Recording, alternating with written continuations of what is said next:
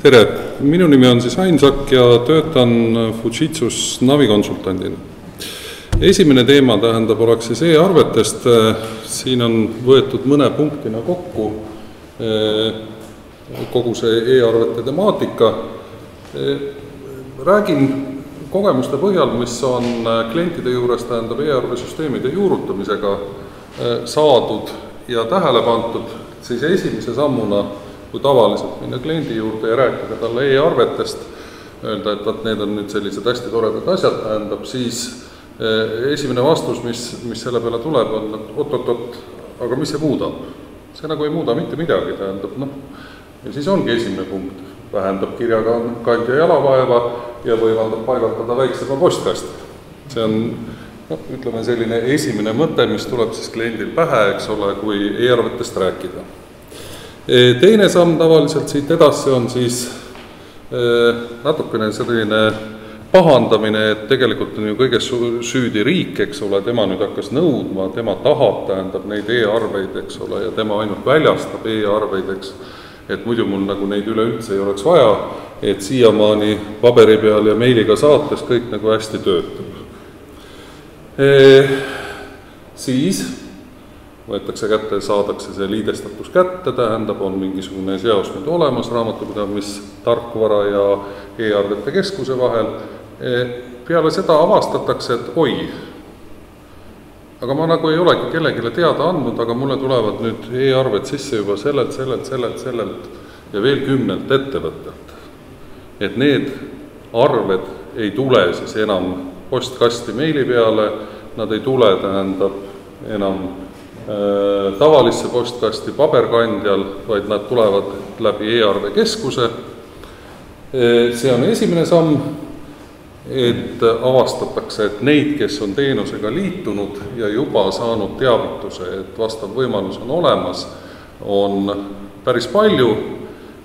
Siis järgmise sammuna avastatakse, et täiesti mugav on tõmmata sealt need arved siis otse raamatupidamissüsteemi ja siis alles mingisuguse aja pärast hakatakse tundma huvi järgmise sammu vastu, ehk siis ise ka välja saata sellisel kujul neid arveid.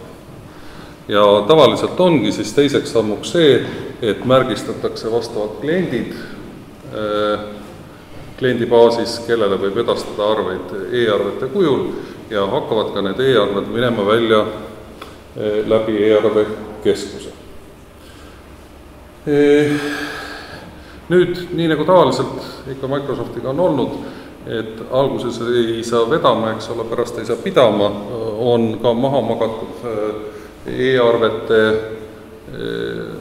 ütleme, sisuline mõtestamine ja integratsioon navisiseselt, aga alates nüüd versioonidest 2016 ja 2017 on juba tehtud suuri edusamme ja on viidud sisse ka sellised rahvusvahelised vertikaalid või siis väljad kõigisse vastavatesse tabelitesse, et oleks võimalik seda süsteemi kasutada, et ei oleks vaja täiendavalt juurdearendust, nagu siiani oli, et alati oli tehtud, nüüd nende e-arvete kasutamiseks täiendav arendus, täiendav lisa. Ja mis muutub veel mugavamaks? Kindlasti üks selline suur mugavus on, et ka navisiseselt on võimalik nüüd organiseerida siis originaalarvete PDF-idest juba sisemist arhiivi. Neid ei ole vaja kuskilt kaustadest otsida, vaid vajutades siis kas konteeritud arvel vastavale nupule on koheselt see PDF kättesaadav ja ekraani peal olemas või ei pea kasutama täiendavalt siis mingisugust dokumendi haldussüsteemi, kui vajadust selle järgi otseselt ei ole, siis seda saab kõike organiseerida ka navisiseselt. Täpselt samuti ka kinnitusringid on lõppude lõpuks korrektselt ja kõigi võimalustega, mida siin eelkõnelejad mainisid ja kasutasid, loodud nüüd ka navisiseselt, nii et avades tähendab klienti, koheselt saadakse teavitus, et vaat sellised ja sellised arved vajavad kinnitamist, avades vastava osa, on võimalik vaadata originaal PDF-i, on võimalik vaadata tähendab siis kõiki täiendavaid informatsiooni ja andmeid selle arve kohta, mis on Navis olemas. Suhtlus nüüd e-arve keskustega tähendab, selle saab siis täiesti automatiseerida, nii et nii kui jõuab see arve e-arve keskusesse, tähendab, koheselt jõuab tähendab ka Navisioni ja on võimalik seal juba sellega edasi opereerida. Täpselt samuti siin esimeses ettekandes, teises ettekandes oli juttu, et Navi oma standardselt selliselt klassikaliselt arvutikliendilt on nüüd laienenud, on tulnud juurde korralik veebiliides, on tulnud korralik äpp, tähendab, mis ei sõltu siis enam platvormist ja nende kaudu on need protsessid võimalik siis läbi teha ja kasutada ka kõigilt lisaseadmetelt ka teistes asjades. Nii et lõppkokkuvõte, kui esialgu on vastuseis suur, siis lõppude lõpuks saadakse nendest plussidest aru ja liitutakse päris hea meelega antud süsteemi. Üks võib-olla suuremaid vastuseise tähendab, kui rääkida, mis oli klientide poolne väide on, et kui siiamaani võib-olla maksab ühe arve saatmine euro, siis läbi e-arve süsteemi, kui mul on vaja saata kuus ainult 4 arvet, eks ole, läheb see mulle maksma võib-olla arve 25 eurot.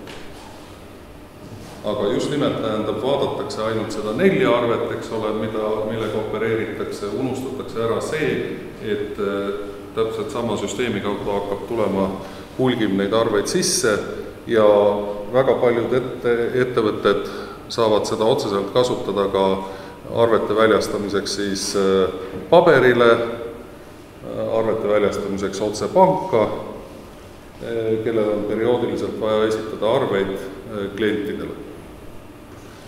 Nii, see võib-olla oleks e-arvete koha pealt kõik, nii et Navi on valmis, kõik ühendused on olemas, seoses tähendab nüüd võimalusega kasutada teda veebis ja mobiilseadmetel, on siis võimalik ka ühenduda igalt poolt mujalt. Teine on siis, teema oleks andmehõive. Andmehõive, siin mõtleme just selle all sellist mobiilseadmetega laotöö organiseerimist või tööaja jälgimist, igasugust sellist tegevust, kus kasutatakse teatud mobiilseid seadmeid info lugemiseks ja siis selle info edasiandmiseks nüüd raamatupidamissüsteemile või siis tähendab meie juhul Navile. Kui siiamaani oli see suhteliselt sedasi kohmakas, eks ole, et oli see mobiilne seade, millega oli võimalik siis ribakoodi lugeda, mingisuguseid teisi koode, elektroonilisi koode lugeda, ta salvestas tähendab need andmed enda siseselt, oma sisemisse andmebaasi, siis kanti nad sealt edasi, tähendab kas mingisuguse COM-ühendusega või Wi-Fi kaudu kuskile kesksesse andmebaasi, sealt kesksest andmebaasist täiendava mooduli abil loeti nad siis Navi andmebaasi ja siis Navi andmebaasis midagi nendega tehti.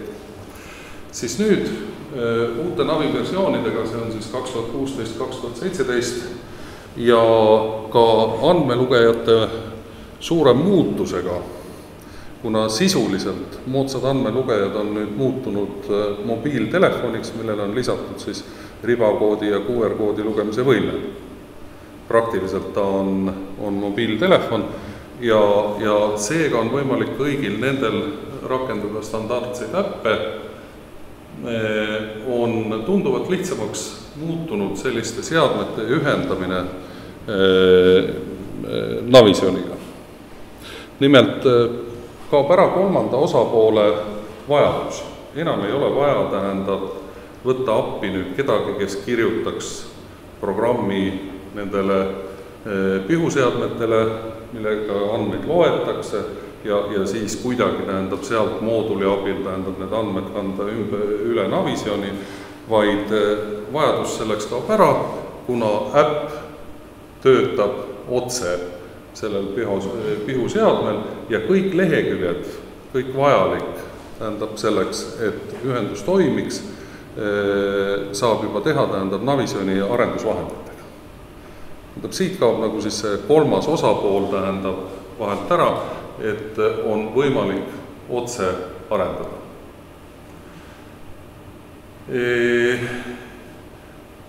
Mis võimaluse, tähendab, see veel annab, et on otsene juurdepääs olemas?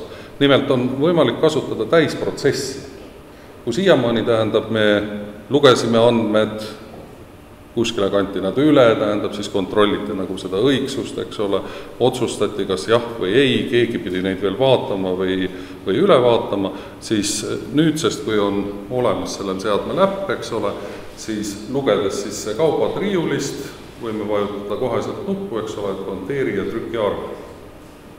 Et saab kasutada tervet protsessi, tähendab kõiki neid võimalusi, mis on Navi-siseselt kätte saadud.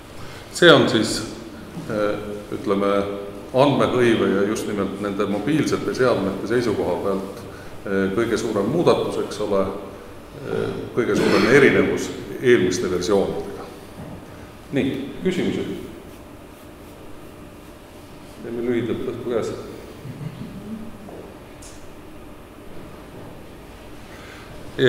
Ja siit edasi ka, tähendab, siin on nüüd toodud nüüd nendest mobiilsetest seadmetest, eks ole, kõik kindlasti on näinud ribakoodi lugejaid, missugused suured ja kohmakad nad olid, eks ole, nüüd ta kuju poolest on praktiliselt nagu mobiiltelefon, ainult siis on säilitatud, kui on vaja jalg seal all, et teda oleks siis paremini käes hoida ja peal siis töötab, tähendab, äpp juba Navi-äpp.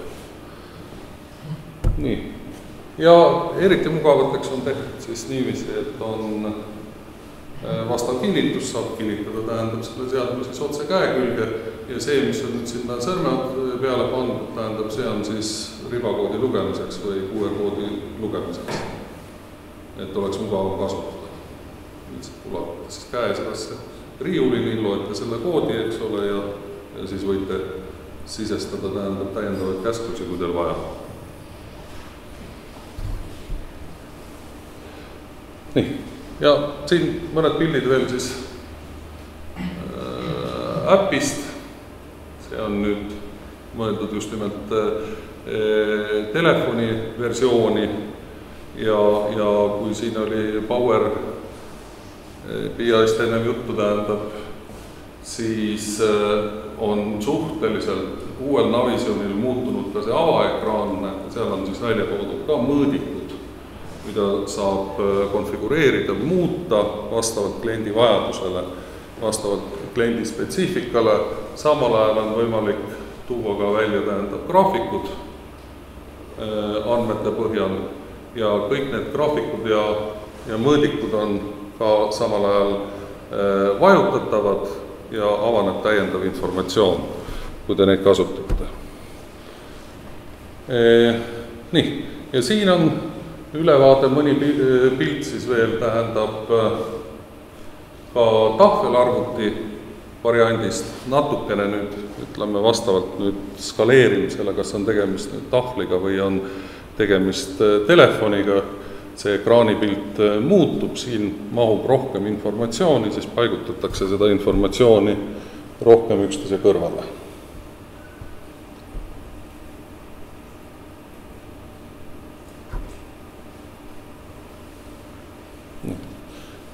Lahendatud on veebilahendus ja mobiililahendus, ütleme sellises stiilis, mis praegu nagu eriti levinud on, hästi lokaalselt, lakooniliselt, et mitte midagi ülearust, võimalikult vähe eksitavaid nuppe ja vorme. Nii. jah. Mis on tehnilised reeglid, kui seda e-arvete osa on soov kasutusele võtta Navis? E-arvete osa kasutusele võtta tähendab, siis tuleb e-arvete keskusega, teenusepakkujaga ükskõik, milline Eestis toimib, sõlmida leping ja paigaldada täiendav osa tähendab Navis. Ja siis on võimalik hakata koheselt kasutama. Jah. Kui teil ei ole, tähendab, selle koha peal on nüüd niiviisi, et kui teil on hästi suur ettevõte, on kümnetes, sadades on neid, kes peavad, tähendab, seda arvet kinnitama või kelle käest ta peab läbi käima, et see kinnitusring peaks olema väljaspool. Siis on mõttekas, tähendab, organiseerida see kinnitusring väljapoole, aga kui teil jätkub näiteks Navi litsentsi ettevõtte siseselt, tähendab, siis on kinnitusring ka teil võimalik, tähendab, organiseerida Navis. Kas on piiratud selle Navi versiooni, millises saab kasutada?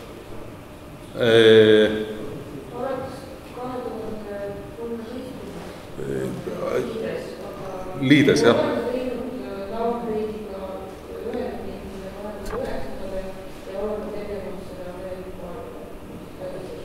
Jah. Töövood on alates 16 olemas, aga kasutada saab teistel versioonidel ka, et ei ole probleem. Tohib üht asja on keeruks veel, et ma olen koos sellega, et kui on suur kaugi kinnitamist, siis üks asi, mida tegelikult see väline just spetsiaalselt kinnitamiseks toodi arvete halduseks ja muud halduseks on see, et kui me näeme meie arvetus olevat, siis näiteks on hästi keerukad. Kui on näiteks pikka aega, kas või näiteks mobiilarvet ajal või nii teha, siis nendes keskkonnad on riik tehtud sellised lahendid, mis automaatselt võimaldavad erinevate arvetüüpidelt, kas või see on mobiilinumbri järgi näiteks või mingisuguse ootekoodi järgi vastav mingi kuu reegliga. Ma ei tea, kas see on näiteks Navis lahendatud nii, kuidas teha, ja see üks on liiga spetsiaalselt selleks loodud keskkonna tihti võimaldab. Siis seal kiitada väga palju aegamast. Jah, arusaadav. Tähendab, siin on kasutatud kahte pidi, tähendab seda võimalust.